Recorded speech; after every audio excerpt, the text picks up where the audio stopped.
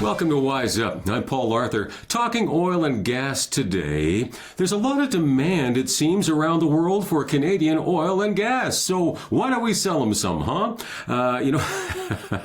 Well, question is, will Canada actually do something more than just spout out nice words about getting oil and gas across the world and especially to Asia and so forth? Are we actually going to ever build some pipelines? So we'll talk about that. Also want to talk a bit about, floor crossings. They've happened again. Okay, so...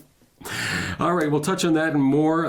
Before we jump in, hit subscribe and tell your friends about us. Appreciate that. Our guest joining us from Ontario today is Dan McTeague.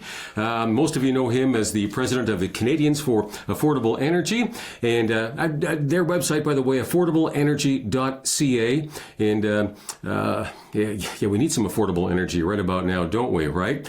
And he is also a Liberal MP for 18 years in Ontario. So, Dan, good to have you with us again. Paul, it's fantastic. Too long, but glad to be here, and wish the circumstances were about energy prices dropping, not rising.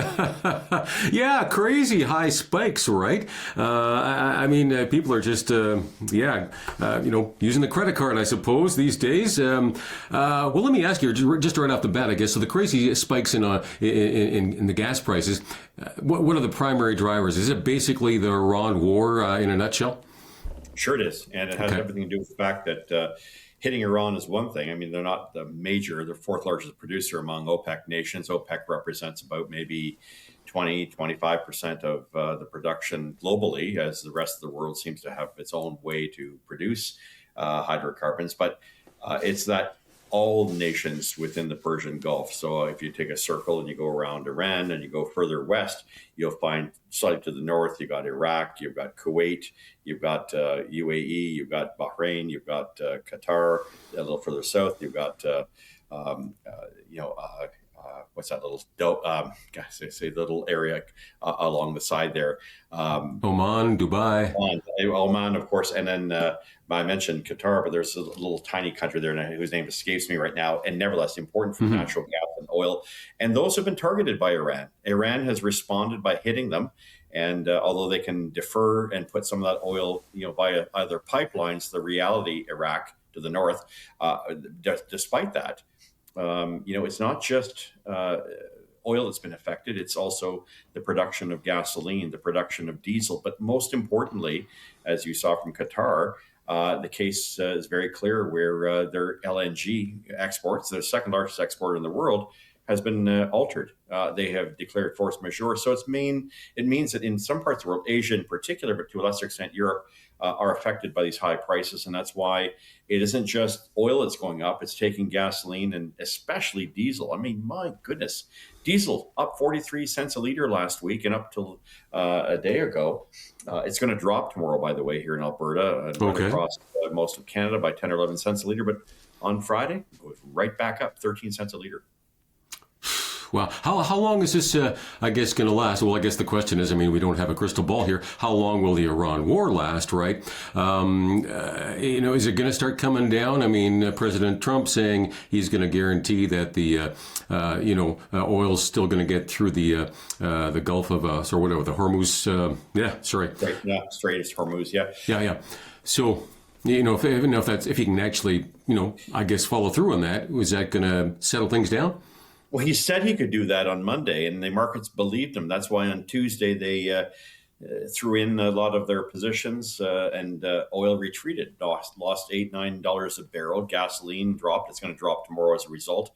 But that's the echo of Tuesday. So what happens in terms of gas and energy pricing is it's not what happens on the market that given day or the day after. It's the day after that. So what happens on Tuesday, headlines, affects prices on Thursday. What happens on Wednesday affects prices on Friday. What happens on Thursday affects Saturday. What happens on Friday affects Sunday. And then we shut down for Saturday and Sunday. So the markets don't really have an impact until the following Wednesday when they open up on Monday. Bottom line, what Trump said and what the International Energy Agency did, offering spare barrels of emergency supplies from their various reserves, and Trump's guarantee that nothing would be affected and that he would, in fact, backstop any insurance issues of vessels crossing through there turned out to be hollow. There was, in fact, a hit, and there is no real guarantee that this is something the United States government is prepared to defend. And we know that Iran has the ability to launch the odd drone, mine the odd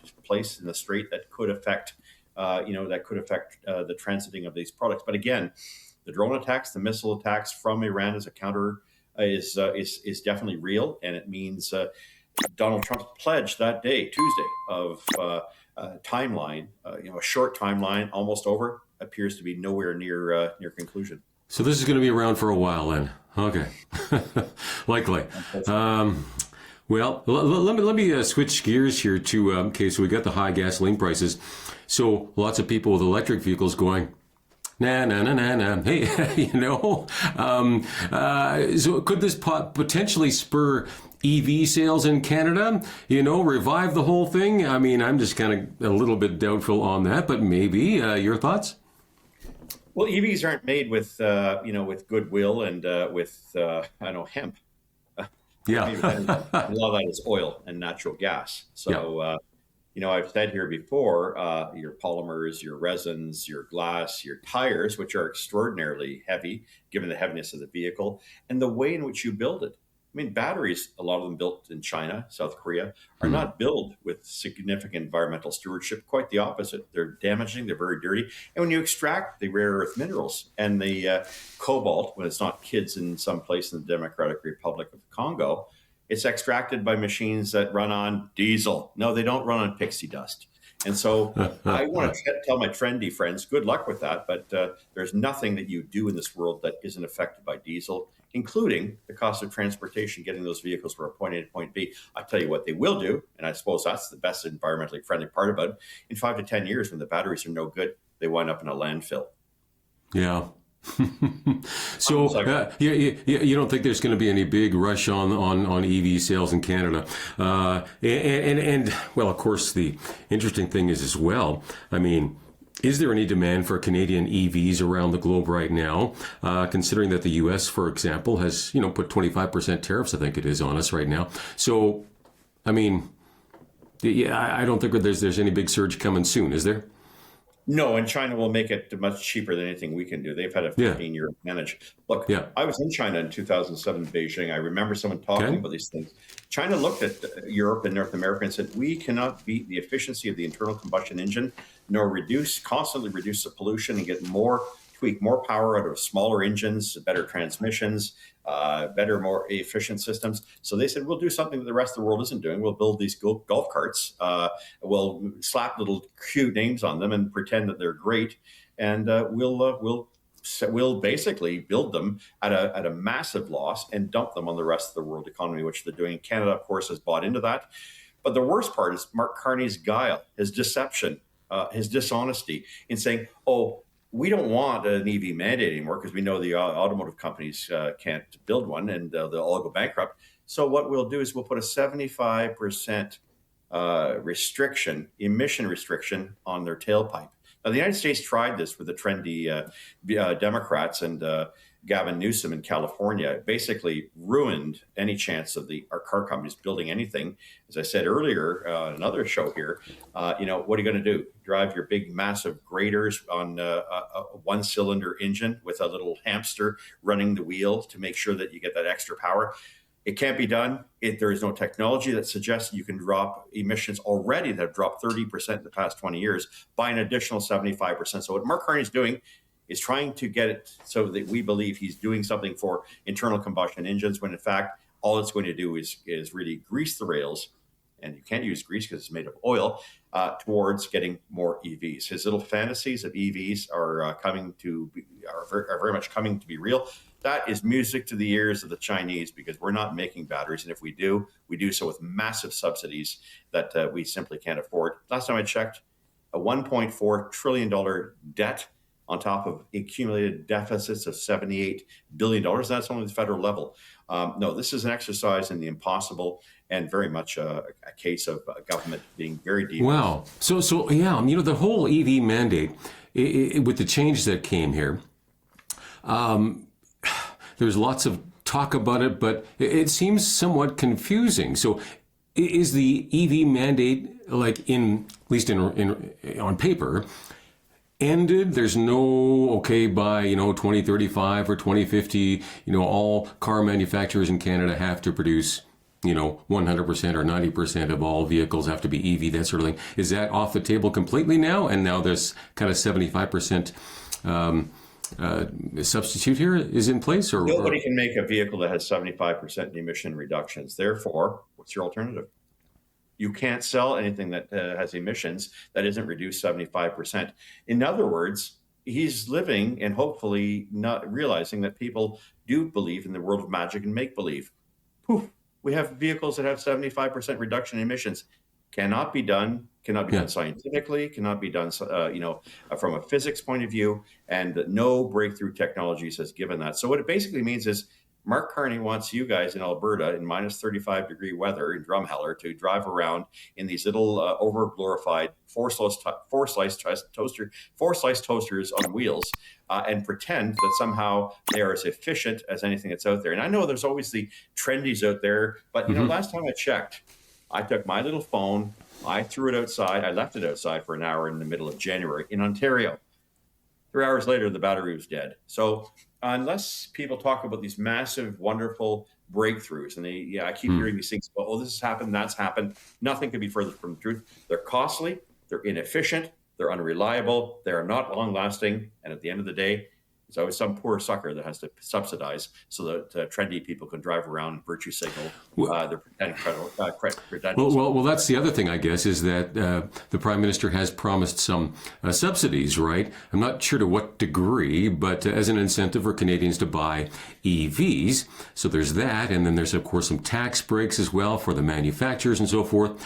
Are people buying it in Canada? I mean, it's probably too early to tell, I suppose, since this was just announced a while back. But, I'm not seeing a lot of pushback in the mainstream media on this. Well, no, because Canadians, I'm old enough to remember people my age buying Hyundai ponies in 1984, 86, 85, because they were cool and trendy and, they were affordable. Well, these are going to be affordable and they're going to be trendy, but they're going to be junk within a very short period of time. You can put your $20,000 down on a piece of garbage that'll be gone in 10 years, or you can buy a used, my old 2003 Chev Silverado with 400,000 kilometers on it. 20 years later, it's still on the road. Unlike any EV, you will not see them on the road unless, of course, someone has them in a museum or keeps them in their garage.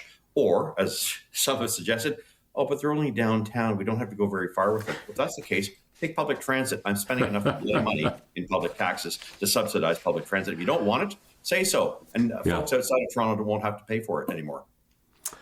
Wow. Okay. We'll be watching with interest to see what happens with this. Yeah. Infrastructure as well is another thing that we've talked about on this program with you before. We don't have the infrastructure in place to accommodate everybody buying EVs, right? We're going to fill up. Now, the Prime Minister talking about that's going to be priority. He's going to invest XY number of dollars in that. Is that anywhere near reality? How long would it take, I guess, to get that kind of infrastructure in place?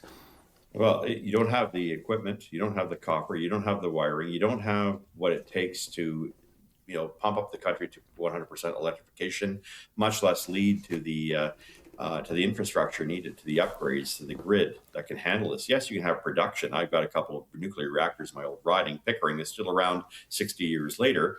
And we built them because we needed energy, not because we were trying to show our environmental green creds. The reality is that in order to build these things, it is a real walk in creative science to be able to believe that you can do or that you should do these things.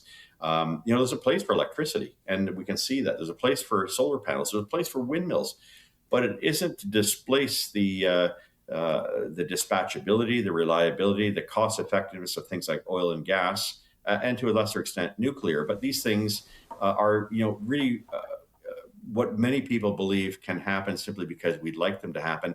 Aspiration is never a very good point in terms of providing a realistic policy when it comes to the building of society and maintaining its physical infrastructure. We don't have the ability to subsidize companies to build them, subsidize people to buy them, subsidize the construction of the making of the infrastructure, and then subsidize people at the end of the day to say, well, you can buy these things. It has to come from somewhere. The country is broke. And unless it finds a way to get more pipelines built in this country, which is our number one export, and it's our number one cash cow, we're kidding ourselves. We are talking through our hat. And I want to remind people, especially my old liberal friends, it's not 2015 anymore. You haven't got the money to be trendy and foolish. And by the way, if you're keeping your elbows up because you got nice fat government pensions, which a lot of you do, and you tend to be civil servants, that's not to attack them. Remember, it's coming at the expense of the next generation. And shame on you for ignoring their plight as you're making it very, very difficult for the next generation to survive in this country. Yeah. I mean, basically, I think this is all in the big picture of we have to save the world from climate change, global warming, and all these kinds of things. It's more important than anything else, including the economy, including the fact that you have to stand in line at in a food line somewhere to be able to feed your family. And it's at the cost of our next generations, plural. I mean, how are you ever going to pay this off, right? So yes, we're going to build, thicker pavement roads because the heavier EVs. Well, where's that money coming from, like you point out? Well, it's coming from the next generations, and at some point it's got to cave in somewhere, you'd think. So crazy stuff. If you're just joining us, we're speaking with Dan McTeague, former Liberal MP, and he's also the president of Canadians for Affordable Energy. Their website is affordableenergy.ca. Dan, let me ask you about Carney visiting India and South Korea, different nations around the world here again, and saying, hey, we're going to be great providers for you for oil and gas. Okay, so sounds good. How exactly are we going to be doing this if we haven't built any more pipelines? If we don't give access to Alberta, to the Tidewater, all these kinds of things. How is this actually going to happen? We need to make some changes to our regulatory restrictions that we have in place. And so there's lots of words going. They sound great, but did I miss something here? Yeah. Look, it's clear that when every Tom, Dick, and Harry has to be consulted and give approval to have even the slightest thing done, including the placement of the napkins for the next meal, you have a problem. There is no other country in the world that has done this. There's no other country that sets these kind of oppressive burdens on their energy sector, much less their manufacturing sector. Name a manufacturing sector in the world that imposes an industrial carbon tax on manufacturing. No wonder it's collapsing and moving on. Name one country in the world that has to decarbonize its oil in order to be able to sell it abroad. Name one country in the world that imposes not one, but two taxes, the industrial carbon tax and the clean fuel standard. Name one country in the world that has an abundance of energy like Canada does, and we decide to sort of hum and haw, navel gaze, pretend we're the international Boy Scouts when it comes to weather, which I don't call climate, weather, because that's all we're talking about here, and then pretend and engage in pseudo science, faux science, in order to justify the bludgeoning of the Canadian economy. The economy is on its knees. The governments of this country cannot support the massive amounts of people working the civil service who think that they can simply demand more and more from the federal government and from the provincial governments without the ability for the resource sector in particular, but manufacturing sector as well, to be able to thrive. If we want to cut them off at the knees, say so. But don't pretend that you can borrow today to destroy the opportunity and the hope of the next generation. I don't know of one generation in our history that has done more to despoil the next generation than this one. And shame on boomers of my generation and of my ilk who think so selfishly it's all about them, it's all about the free stuff, it's all about mooching, as opposed to saying, let's invest wisely in the future of this country rather than pretending we're doing something that's somehow going to bring about our breathing or our existence or our creation or our prosperity, somehow going to bring about the end of civilization.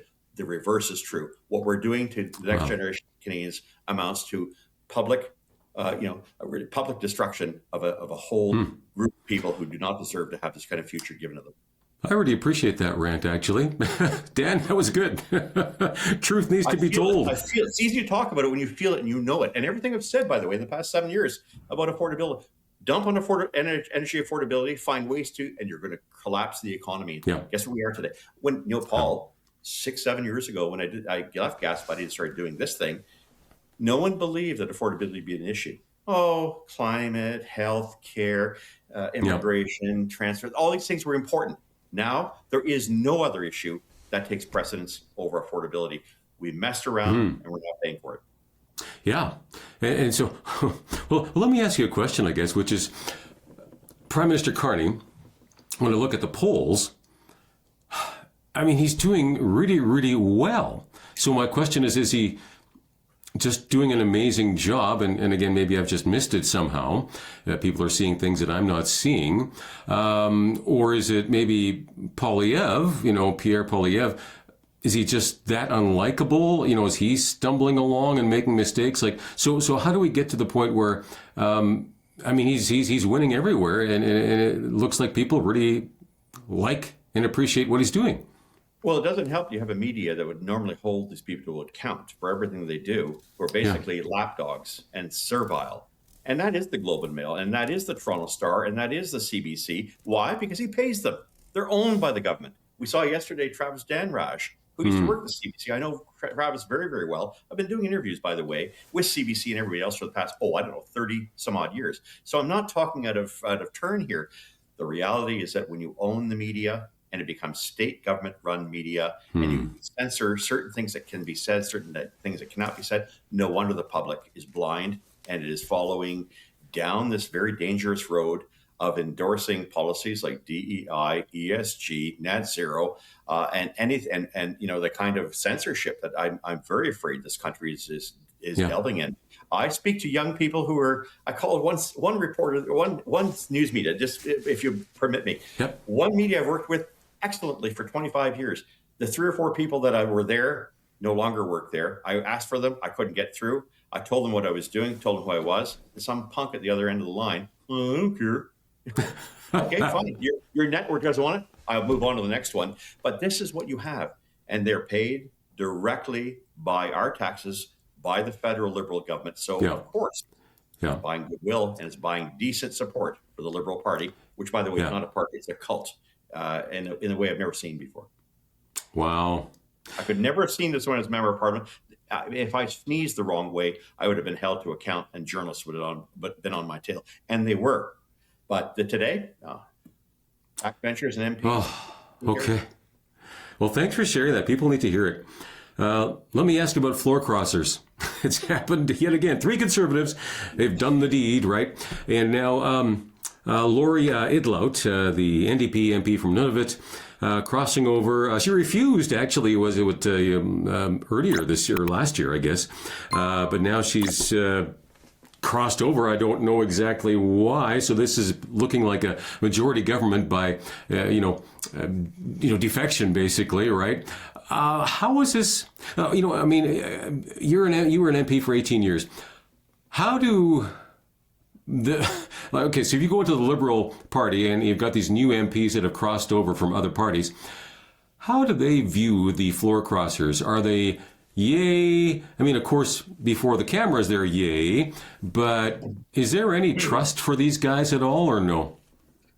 No, but they're not held to account. These were nobodies to begin with. Nobody knows who is this person. I saw one report this morning, didn't know who this reporter was, but she had blocked him on Twitter. The interesting part with all this is that members of parliament don't seem to have any allegiance to anything, and apparently neither do their constituents. So it's what's in my best interest. I don't really care. And even though this happened 350 days ago that I was elected on a certain platform with a certain party, and I might have been very critical of that, apparently a lot of these MPs can be bought. What is it? Is it an extra few years in parliament? Is it the fact that they might get some extra trips or nice little pat in the head? Or are they so nervous that they won by very, very thin margins? Whatever the case may be, there has to be a new standard, and the new standard of a new government down the road. Hopefully it'll be a change at some stage when Canadians wake up from their long sleep and delusions, which will say no member of parliament can defect from a party unless they trigger a by-election. A by-election, yeah. I mean, I just feel for the constituents. I mean, they voted for this person and then, like, what? And for that party. It's just embarrassing, frankly. I'm not sure. I haven't done actually any serious research on it. Do these guys get re-elected if they cross the floor, or by the same people, or do they, generally speaking, lose the next vote? Oh, they always lose. They always lose. So these are dead men, women walking. And if they want to do something and pretend it's all about them, their constituents, we know as poppycock. Count your days because it's over. You basically signed your political death warrant. And for that reason, in normal circumstances, we're dealing with an electorate that was a little bit more sophisticated in my time. They actually read papers. They actually stayed informed as opposed to the latest trends and whatever's on social media. That's not to take away from what people do. But, Paul, from 1978 to 2011, I campaigned in over 18, 19 elections, knocked on tens of thousands of doors in each one of those elections. I have a pretty good sense of where Canadians are. And I can tell you the level of political ignorance in this country is at an all-time low. Yeah, it seems that way. I mean, there may be no need for a spring election if he gets his majority. I mean, it's going to be a small majority, of course, but with a couple of by-elections coming along and with this defection here, you'll probably have a majority here. Any thoughts? Will there be a spring election, or will he just sit on that razor-thin majority? No, he just needs 40%. If you consider 40% of people out there are civil servants or, have some kind of bugaboo about Donald Trump, that's all that Mark Carney needs to stay in power. And that's likely to mean that we won't likely go to an election. But the bottom is going to fall out. And it's going to affect even those who can sit back and content themselves that everything's just fine and nothing's going on. And I'm running out of time here. My apologies here, Dan. Oh, no problem, Paul. I wanted to hear the rest of the story here. I want to steer people to your website here. Again, affordableenergy.ca. I am right out of time. Okay. Pray for Canada. Let's do this again. You bet. Thanks for watching. On Thursday, don't wait till Friday. God bless Canada.